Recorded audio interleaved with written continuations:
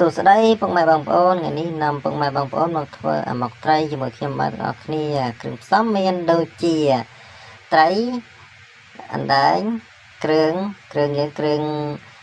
យើងមានគល់ស្លឹកគ្រៃរំដេងរមៀតខ្ទឹមស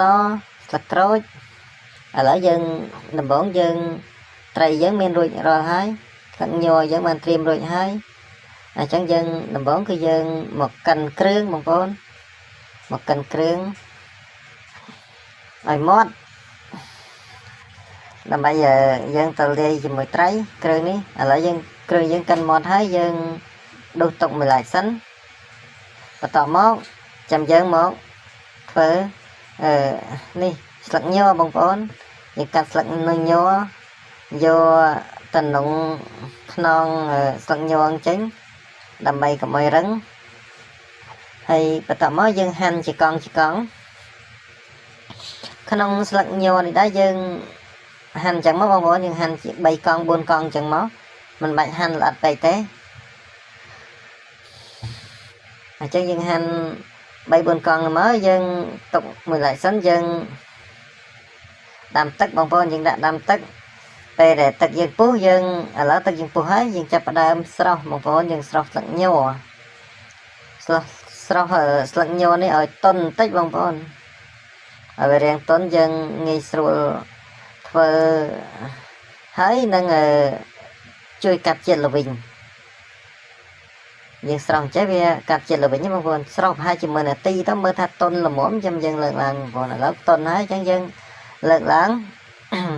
ស្រង់ឡើងមកបងប្អូនស្រង់ឡើងមកទុកម្ដុំដាក់ក្នុងចានសិនរួចហើយចាំយើងនាំគ្នាមកធ្វើកតងបងប្អូនធ្វើជាកតងដើម្បីខ្ចប់បងប្អូនខ្ចប់មកមុខអញ្ចឹងយើង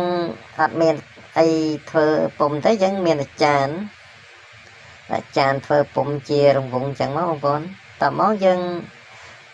នេះយើងបានហើយយើងយកមករៀបបត់កន្តោងបងប្អូនបត់កន្តោងនេះដែរគឺយើងបត់ចេញជាជ្រុងបងប្អូនហើយខ្ញុំប្រើក្របកាប់សម្រាប់កាប់សភៅបងប្អូនហូបមិនប្រយ័ត្នយ៉ាហូបដោយក្របកាប់ទៀតណាតែយើងកាប់អញ្ចឹងមកបងប្អូនកាប់ជា4ជ្រុងមកកាប់បែបហ្នឹងបងប្អូនមើលកាប់បែបហ្នឹងធ្វើមិនឲ្យចេញជាជ្រុងណាហើយយើងដាក់ពីរបៀបកាប់ហ្នឹងគឺយើងដាក់ក្បាលកតុយទល់គ្នា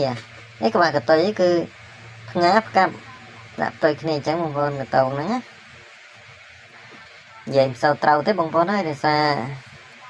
ទៅតែរៀនធ្វើដំបងចេះរៀងឡាក់លួលបន្តិចឥឡូវកតងយើងបាន4ឥឡូវយើងស្តុបសិនយើងមកធ្វើគ្រឿងបងប្អូនយើងមកលាយគ្រឿងយើងនេះគឺខ្ទិះដូងបងប្អូនខ្ទិះដូងយើងយកដើមបងប្អូនខ្ទិះដើមហ្នឹងហៅខ្ទិះដើមហើយយើងយកគ្រឿងដែលយើងក្លុកមិញហ្នឹងជាមួយនឹងម៉ាស៊ីនហ្នឹងយកមកលាយមកបងប្អូនហើយយើងបន្ថែមស្ករអំបិលប៊ីចេងមកតាមចំណង់ចំណូលចិត្តបងប្អូនដែល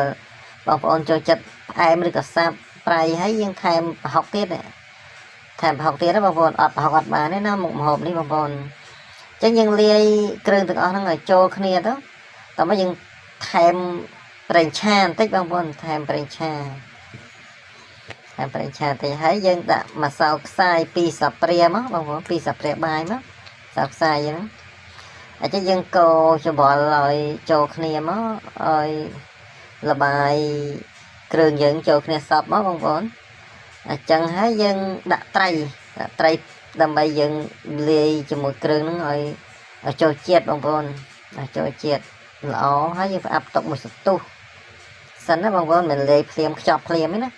យើងផ្អាប់ទុកមួយសន្ទុះសិនយើងផ្អាប់ទុកមួយសន្ទុះហើយអញ្ចឹងយើងមករៀបចំបន្លែយើងដាក់ក្នុងកតងបន្លែស្លឹកញហ្នឹងបងប្អូនស្លឹកញយើងដាក់ចូលក្នុងកតងតែរៀបពីក្រោមណាកុំអ្នកខ្លះគេដាក់ពីលើផងពីក្រោមផងតែខ្ញុំអត់ទេខ្ញុំដាក់ពីក្រោមអញ្ចឹងយើងរៀបចំដាក់ក្នុងឡាំងចំហុយយើងហើយយើងដុសសាច់ត្រីដាក់ក្នុងកតងយើងបងប្អូនរៀបវាមក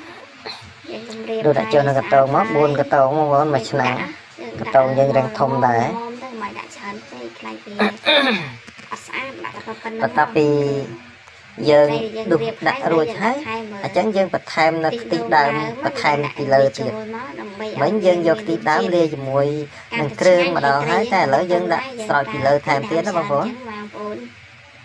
thêm tí đàm thấy dân bật thêm tí tiết đó cứ mặt tê bông bồn đã mặt tê nó cứ cắt áp bông bồn cắt áp mặt tê rồi dân tra tray anh đấy áp đấy nó tray dân như đã mặt tê má là mày cắt áp thấy dân bật thắng là còi sai là dân hành chỉ con nó hành chỉ dừng lật tôi nó cứ dân bật thang bị lờ mất đọc đây dân chừng hỏi yếu miền khăn và ha miền khăn chui với bông bồn ở dân rồi thấy cứ dân đã cho nông này nhầm hỏi rộp tục sánh lỡ cho anh hái bằng bốn lỡ cho anh hái ông cần tập bây giờ rộp tục hai chia 3 cm